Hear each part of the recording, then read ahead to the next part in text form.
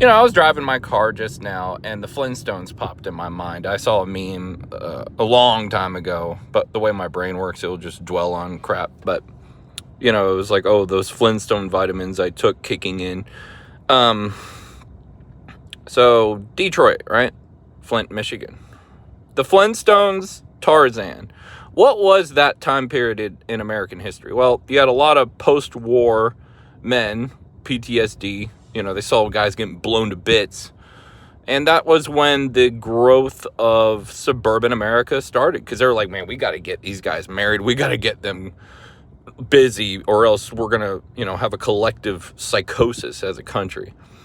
And a lot of people, they kind of hate on the boomers and the generation that raised them, the greatest generation. But frankly speaking, it's collective trauma. It's generational trauma. So probably the baby boomers wanting to hoard and keep everything was them wanting to feel significant after the generation before them. Like, imagine you're a kid, right? And you're like crawling around the dinner table and, they're like, we're, telling battle stories and acts of heroism, you would feel very small. You would feel very insignificant, coming from imagine that the generation before you, like, the whole world sees them as heroes.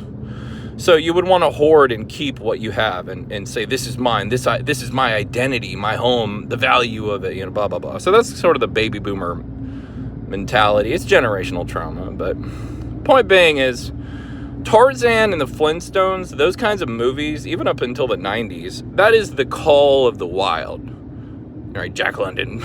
But that is humanity saying, you can put us in suburbia, you can put us in the suburbs, you can put us in cookie-cutter HOAs, which was the post-war America, highways, subdivisions, strip malls. But you cannot take the wild out of a man.